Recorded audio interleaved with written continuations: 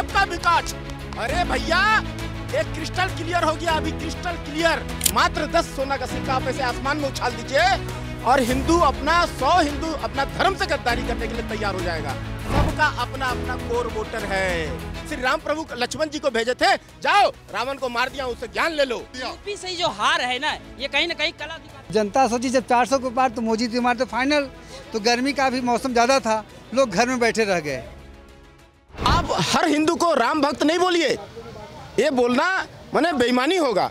तो आप उस हिसाब से आंकड़ा लगा करके देखिए कनगोजर समझते ना, कनखजूरा बोलते हैं, उसका एक अगर पैर टूट जाएगा ना तो कोई फर्क नहीं पड़ता है।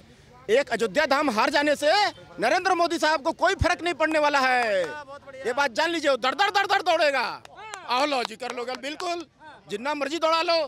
तो वो कहने का मतलब है कि कनखजूरा का एक पैर टूट गया तो कोई दिक्कत नहीं। अयोध्या धाम जो है ना, देखिए एक कहावत है ना कि औरंगजेब कहता था कि 10 सोना का सिक्का ऐसे उछाल दो और 100 हिंदू गद्दारी अपना धर्म से गद्दारी करने के लिए तैयार है। ये बात औरंगजेब कहता था। मात्र 10 सोना का सिक्का आप ऐसे आसमान में उछाल दीजिए और 100 हिंदू अपना धर्म से गद्दारी करने के लिए तैयार हो जाएगा। अंधा को सबसे पहले दिखाई देने लगता है ना, तो सबसे पहले अपना लाठी को फेंकता है। हट यार, ये साला मेरा बदनाम करवा देगा। हम अंधा अब थोड़ी है, अब तो दिखाई देने लगा। तो अयोध्या धाम में डेवलप हो गया ना, जब पॉकेट भर गया, खाना दबा के ठूस के ठेल के यहाँ जब नाद हाड़ भर गया, पेट भर गया ना, तब उल्टी करना शुरू कर दिए।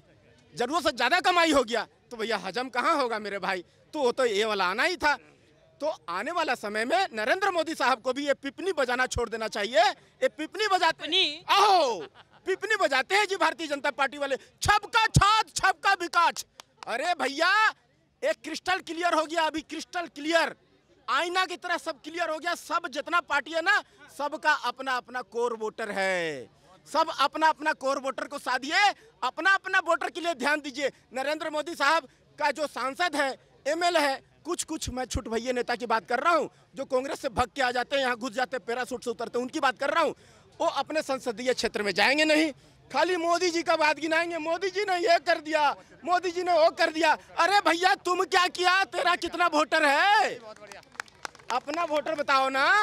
अपना वोटर बताएंगे नहीं, मोदी का हवा में, मोदी का वेव में बोल देंगे कि निकल जाएंगे। तो ऐसे नहीं होता मेरे भाई, डिजिटल जमाना है, आपको काम करना होगा। गरीबों के पास जाके पूछिए अपने क्षेत्र में क्या प्रॉब्लम है, क्या दिक्कत है, क्या कोई दिक्कत तो नहीं है ना।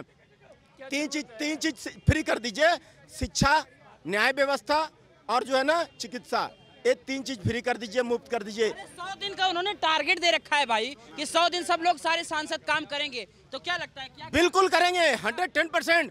अब उनको जख्म मिल गया है। जिस चीज पर भरोसे पर उड़ रहे थे कि भारतीय जनता पार्टी वाले कि हम जो है अयोध्या धाम फतह किए हैं, अयोध्या धाम फतह किए हैं, मेरे को मिल जाएगा, लेकिन मिला क्या? 0/0 सन्नाटा। और अभी भी अगर नहीं सुधरे, अपने कोर वोटर को ध्यान नहीं दिए, छबका छात छबका विकास पिपनी बजाते रहे, तो आने वाला समय में 0 सन्नाटा मिलेगा भारतीय जनता पार्टी को। ये बात लिख लीजिए, अपने कोर वोटर को साधना होगा। जैसे देखिए कांग्रेस वाले से सीखो ना, 140 साल बूढ़ी पुरानी पार्टी है जिसकी पैर कब्र में लटक चुकी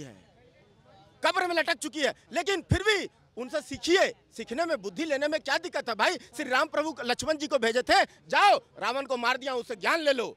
तो लक्ष्मण जी सिर की तरफ चले गए। अरे भैया पैर की तरफ खड़ा हो ना, छोटा किसी से बुद्धि लोगे ना तो उसका पेट में घुसना पड़ेगा, उसका हाथ जोड़ना पड़ेगा, रिक्वेस्ट करना पड़ेगा कि भैया अपना जो दिमाग है वो मेरे को दीजिए। कांग्रेस से दिमाग लो ना, कैसे अपना कोर वोटर को साधता है, कैसे 12 बजे जो है वो जो सुप्रीम कोर्ट खुलवा देता है, कैसे जो है बिरयानी खिलाता है, उसको देखो ना, मर मिटने के लिए तैयार रहता है यार, जी जान लगा देता है। उससे सीखिए ना अपना कोर वोटर को साथ। इतना बुरा दिन आ गया बीजेपी का। बिल्कुल, क्यों सक्सेस नहीं है तो बोलना ही पड़ेगा।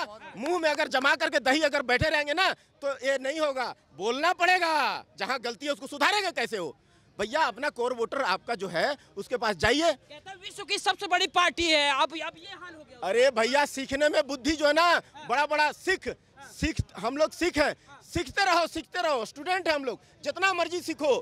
तो सीखने में, बुद्धि लेने में कोई बुराई नहीं है, छोटा बन के सीख लो। जैसे नीतीश बाबू गए थे सीखने के लिए लालू जी के पास में कि भैया कहाँ कहाँ 3 ठो छेद है, 3 ठो चलती है बिहार में, जातिवाद, परिवारवाद और तुष्टीकरण, इसका छेद कैसे बंद होगा भैया। तो गए नीतीश बाबू और पता लगा के आ गए बिहार से। तो बीजेपी से कभी अलग नहीं हुए चाचा जी, वो इंजीनियर है, पढ़े लिखे हैं। तो वो लोगों को लगता है कि ये दल बदल दिए तो पलटू राम है, उनको बदनाम कर दिया। लेकिन वो जो है ना, वो पता लगा के आ गए। वैसे ही सीखिए, सीखने में कोई दिक्कत नहीं है। भारतीय जनता पार्टी को सीखने की जरूरत है। एजुकेशन से 18% जीएसटी हटाओ, भैया बोल रहे थे एजुकेशन फ्री करना चाहिए।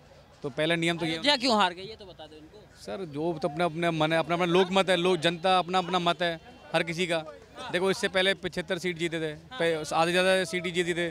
तो कोर वोटर की बात है, वोटर किसी का नहीं होता, वोटर सबका होता है। जो काम करेगा उसको वोट मिलेगा, सीधी सी बात है। तो अभी इनको मौका मिला क्या काम करने के लिए? काम पे अगर वोट होती तो अयोध्या के बराबर काम हुआ है क्या?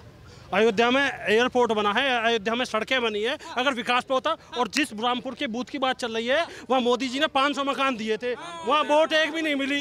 बताओ, विकास के आधार पर अगर लोग वोट देते हैं।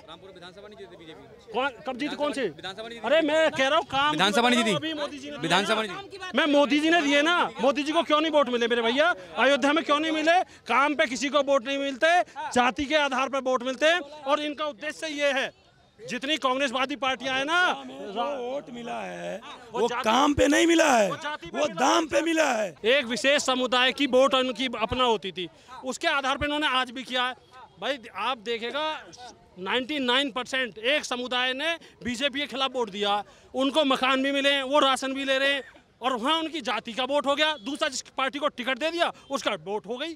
भाई मैं ब्राह्मण हूँ, ब्राह्मण को टिकट दोगे तो हो सकता है 10-20% तो जाएंगे, यादव चले गए, और आपकी एक समुदाय तो बीजेपी के खिलाफ वोट करता ही है। ये बेस हो गया, इसी में ये खुश रहते हैं। ये कहते हैं जब से मोदी जी आए हिंदू मुस्लिम हो रहा है। पहले ये अगड़े को पिछड़े से लड़ाते थे, ब्राह्मण को दलित से लड़ाते, वो बहुत अच्छा था, बहुत सुकून वाला होता था। कश्मीर में रोजाना हिंदू मरता था, बहुत सुकून वाला था। आज उन्हें सुकून खत्म हो गया, क्योंकि आज देश यूनाइटेड हो गया था। और मोदी जी आएंगे, अब भी आए हैं, और अगला चुनाव भी मोदी जी आने वाले हैं। कितना ही जोर लगा लेना, देखिएगा ये खूब प्रयास कर। जाने वाले हैं, चली जाएगी, टूट जाएगा, सपना टूट गया ना। सरकार बन गई है, पक्की रहेगी, 29 में भी आएगी, जीतेगी पक्का। विकास किया है, सबका साथ विकास। हर घर में लेटरिन बाथरूम, माँ बहन बेटी चूल्हा झोंकती थी, बैंक में खाता खुलवाए, बुरा काम किए? बताइए बाबूजी, सड़कें दिया, बेघर को अनाज दिया। यूपी से जो हार है ना, ये कहीं ना कहीं कला दिखाता है। कोई बात नहीं, आदमी को झटका लगता है, उस झटके से सीखता है, आगे सरकार अब सीखेगी। भाई साहब, योगी जी और बड़ी ऊर्जा से योगी जी वहाँ काम करेंगे। जो थोड़ी बहुत कमी अब की बार रह गई है उसे अगली बार पूरा कर देंगे, और योगी जी का चुनाव आने वाला, पता पड़ जाएगा कि क्या हुआ था। हाँ, खत्म कर देंगे बिल्कुल। समझ गए ना मेरी बात को? अरे भाई साहब, ये तो थोड़ा सा उसका फायदा उठा के लूपहोल हो गए, थोड़ा ओवर कॉन्फिडेंस में कि मोदी जी आ रहे, उस पर थोड़ा सा ध्यान नहीं दिया गया, थोड़ा सा नुकसान हो गया। लेकिन सरकार तो मोदी जी की बनी गई ना।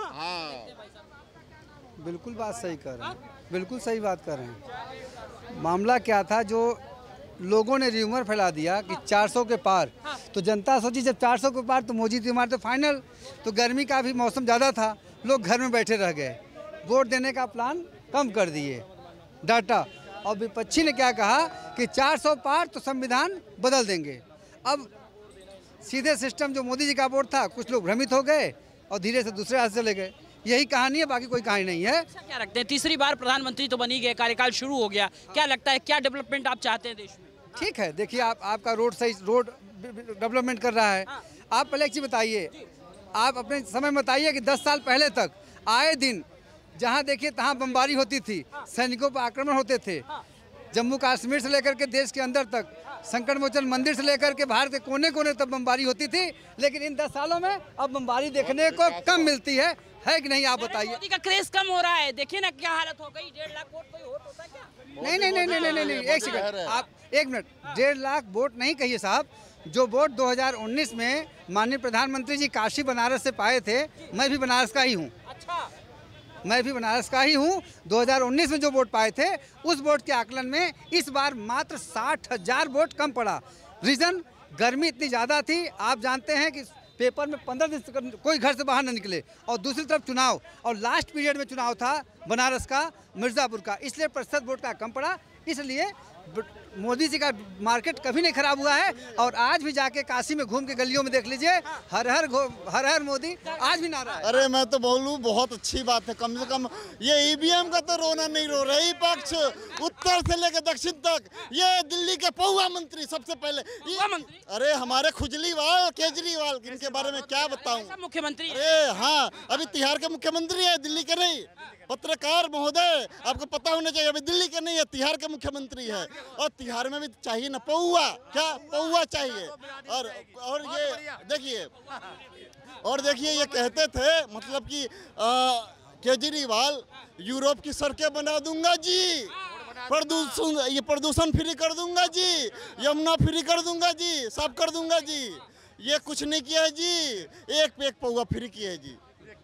और ये देखिए, ये कहते थे कमिश्नर था मैं, कमिश्नर इनकम टैक्स में कमिश्नर था, और इनकम टैक्स की नौकरी छोड़ के ये दारू में कमीशन खा रहा हूँ। ये है, मैं क्या बताऊँ इनके